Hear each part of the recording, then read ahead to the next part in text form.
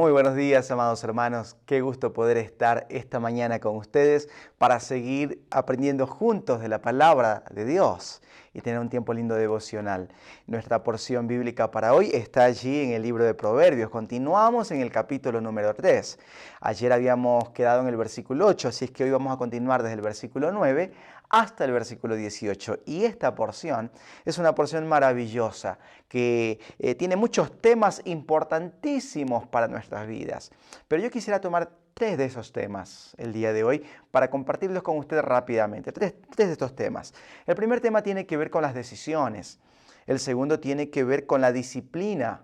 Y el tercero tiene que ver con la dedicación. Entonces vamos a ver el primer tema que tiene que ver con las decisiones. Versículos 9 y 10 dice de la siguiente manera: Honra a Jehová con tus bienes y con las primicias de todos tus frutos, y serán llenos tus graneros con abundancia, y tus lagares rebosarán de mosto. El primer tema tiene que ver con las decisiones. ¿Y qué decisión es la que yo debo de tomar? Yo tengo que tomar la decisión de honrar a Dios, dice. Y honrar a Dios en algo muy particular. En este caso, está hablando de todos los bienes que yo tengo, todos los bienes materiales, todos los bienes económicos que yo tengo. Debo de honrar a Dios. Es una decisión que yo debo de tomar. ¿Ok? Muchas veces pensamos, Dios es mi Señor, pero no de mi bolsillo.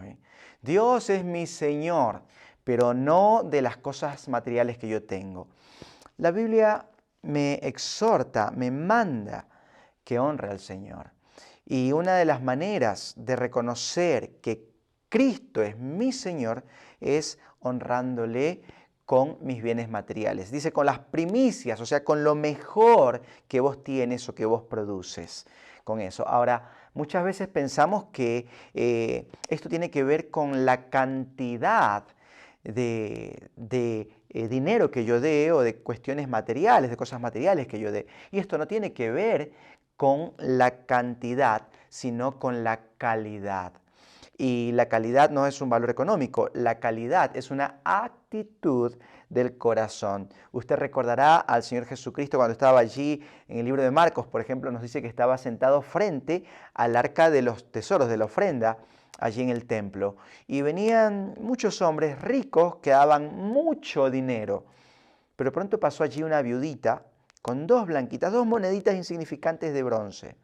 Y entonces, cuando el Señor Jesucristo le ve poner, va a decir que ella dio más que cualquier otra persona muy adinerada que haya dado hartísimo dinero. ¿Por qué? Porque los demás, dice, dieron lo que les sobraba en realidad. Pero esta viudita dio todo el sustento que tenía. Así es que esto tiene que ver con una actitud del corazón. No es que yo tengo que dar con pesar o con miedo, con temor. Si yo doy con temor, es desconfiar de Dios, es desconfiar de la persona de Dios, de su carácter, es desconfiar de las promesas de Dios, porque Dios ha prometido sustentarme. Yo tengo miedo de dar y que después me falte. Eso es falta de fe. Eso es falta de conocer a Dios. Eso es falta de tener una relación con este Dios amoroso, fiel, sustentador. ¿Ok?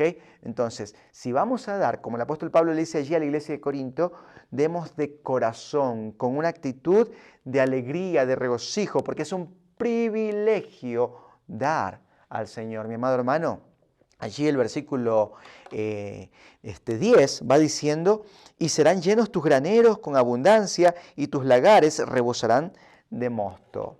Ahora, algunos pensarán, bueno, acá está el evangelio y la prosperidad. Si vos le das a Dios, Dios te va a dar.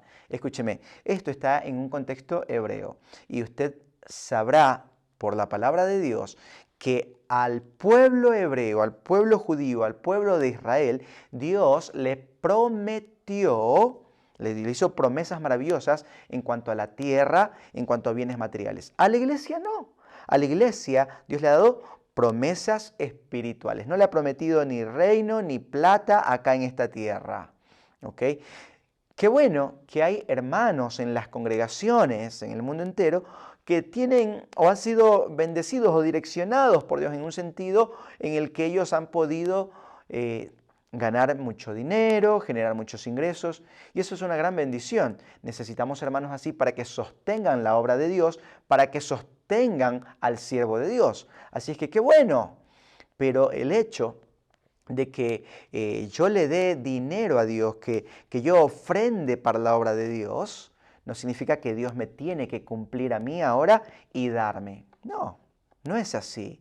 ¿Y qué tal si Dios no le da, no llena sus graneros?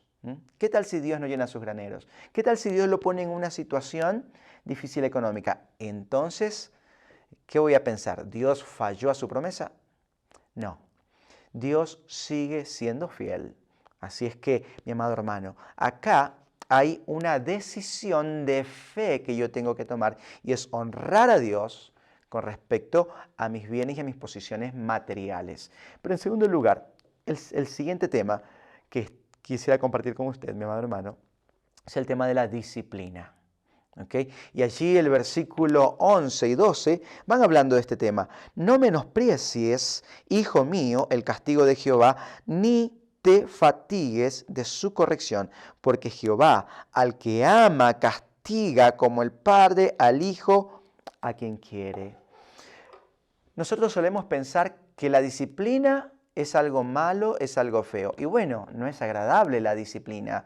Si usted mira a un deportista que se ha destacado, tuvo que ser muy disciplinado y la disciplina le costó negarse quizás de dormir más o de comer cualquier cosa o de tener un horario desordenado mientras sus amigos o familiares por allí se iban de fiesta, él tenía que dormir las horas que tenía que dormir, descansar lo que tenía que descansar y entrenar lo que tenía que entrenar.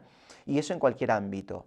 ¿Okay? La disciplina es importante. Y sí, al principio uno dice, oh, qué difícil, qué pesado, pero después da un fruto maravilloso la disciplina. Ahora, Hebreos capítulo 12, allí en el versículo 5 y 6, nos habla de que la disciplina del Señor es una muestra de su amor. La disciplina del Señor es una muestra de su amor. Acompáñenme un momento allí a Hebreos capítulo 12. ¿Ok? Hebreos 12, versículos 5 y 6.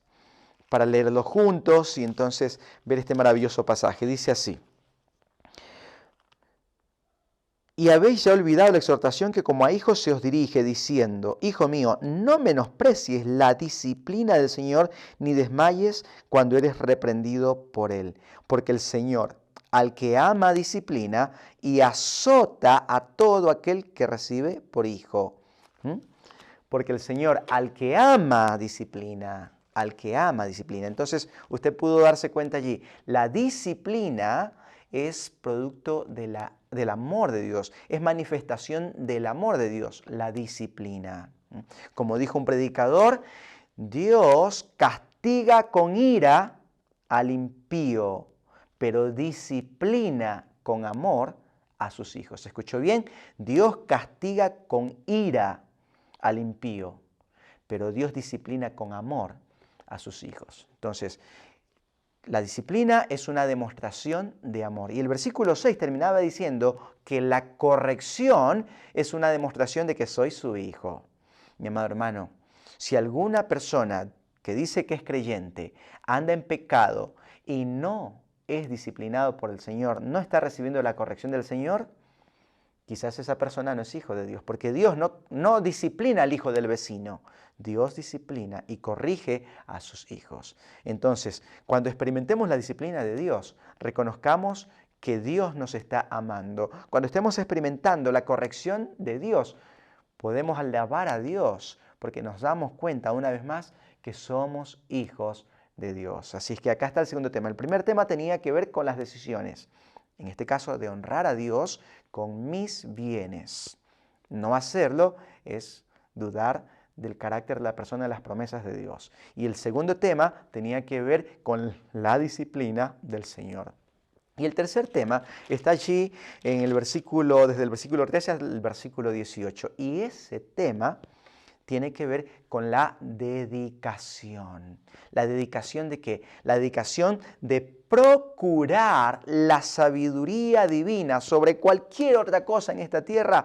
Lo que el Hijo de Dios tiene que procurar es la sabiduría divina. Entonces, si hay algo, perdón, en lo que yo tengo que estar dedicado, es en esto, en procurar la sabiduría de Dios. Y es interesante porque el versículo 13, ¿no? Empezando con esta porción, empieza hablando de una bienaventuranza. Y el versículo 18 va a terminar con una bienaventuranza. O sea, bienaventurado, súper dichoso, súper feliz. ¿Quién? Aquella persona que entendió que la sabiduría es el más grande tesoro que puede conseguir en esta vida.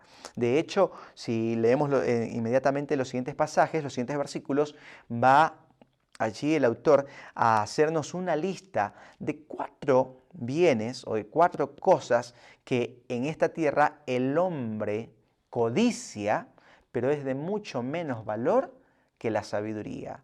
Aunque el hombre le da mucho valor a esas cosas materiales, la Biblia dice que todas esas cosas materiales, por muy valiosas que parezcan, son muy insignificantes comparado a la sabiduría. Y la primera cosa que menciona es la plata. Miren lo que dice allí el versículo 14. Porque su ganancia es mejor que la ganancia de la plata.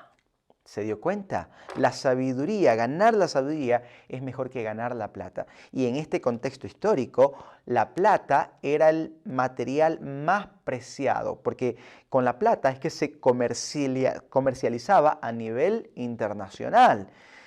En ese entonces, obviamente, no habían tantas minas de plata, habían más minas de oro, y entonces la plata era muy codiciada, era muy apetecible. Después, con el tiempo, van a irse descubriendo muchas minas de plata y entonces la plata comienza a perder valor en relación al oro, ¿no? Y el oro es lo que se vuelve después el material más codiciado por el hombre. Y por esa razón, en segundo lugar, va a mencionar el oro, ¿sí? Y allí dice, terminando el versículo 14, dice, y sus frutos más que el oro fino, ¿ok? Más que el oro fino. Que el oro fino, no cualquier oro, más que el oro fino. ¿Qué es más precioso que el oro fino? Bueno, la sabiduría divina. Y lo tercero que aparece en esta lista de bienes o de cosas materiales que el hombre codicia, que el hombre anhela, que el hombre desea, lo tercero dice son las piedras preciosas. Y uno diría, sí, eso es lo mejor que puede conseguir el hombre. Plata, oro, piedras preciosas. Pero dice la Biblia que la sabiduría es más preciosa que las piedras preciosas. Carecen de valor las piedras preciosas en relación o en comparación con la sabiduría divina. Y finalmente, lo cuarto que aparece en esta lista de cosas que el hombre codiciaría, amaría, anhelaría, es un cheque en blanco. ¿Cómo un cheque en blanco? Claro que sí, porque mire lo que dice allí el versículo 15. Y todo lo que puedas desear, todo lo que puedes desear, no se puede comparar a ella. Todo. Usted soltó a un niño en una juguetería o en una dulcería, ¿no? Como los nenes se vuelven locos y están queriendo esto y lo otro y lo de acá y lo de allá. Bueno, el hombre muchas veces actúa así, quiere esto, quiere aquello, ¿no? El hombre por allí quiere, por ahí el gordo quiere ser flaco, la rubia quiere ser morena, el alisado quiere ser ondulado. Y allí va el hombre codiciando cosas. Todo lo que vos puedas codiciar, todo lo que vos puedas anhelar, carece de valor, carece de sentido en comparación a la sabiduría. ¿Qué está anhelando usted, mi hermano, el día de hoy? ¿Qué cosas anhela? Déjeme decirle que si no es la sabiduría divina lo que usted está deseando conseguir en este día, entonces lo que está deseando es algo sin sentido. ¿Okay? Porque allí el versículo 15 dice claramente, y todo lo que puedas desear no se puede comparar a ella. Y va a terminar la porción de hoy hablando de una vida plena, de una vida completa, de una vida total, que solamente la puede dar Cristo. No sé si usted sabía, mi amado hermano, pero Cristo representa la sabiduría, o la sabiduría es personificada en Cristo. Así es que encontrar a Cristo es hallar la sabiduría. Y Jesucristo dijo, yo vine para que tengan vida y vida en abundancia. Así es que, ¿por qué no decide, mi amado hermano, en esta mañana rendir toda su voluntad al señorío de Cristo? Porque allí es donde empieza la sabiduría. Eso dice la Escritura. El principio de la sabiduría es el temor de Jehová. Entonces no olvide estos 3 temas de la porción de hoy. En primer lugar, el primer tema tenía que ver con decisiones. ¿Qué es lo que tiene que decidir? Temer a Jehová, honrar a Jehová, honrar al Señor. ¿Con qué? Con sus bienes materiales. A propósito, ¿cómo está en su tema de diezmos y ofrendas? En segundo lugar, la disciplina. No olvide, la disciplina es una demostración del amor de Dios. ¿Ok? La corrección del Señor demuestra que usted es hijo de Él. Así que no la menosprecie. Y en tercer lugar, la dedicación. El día de hoy dedique su esfuerzo, su atención a adquirir sabiduría. Sobre todas las cosas, adquiere sabiduría. Esa es la mejor decisión que puede tomar, dedicarse a conseguir sabiduría. Mi amado hermano, le envío un fuerte abrazo. Dios me lo bendiga.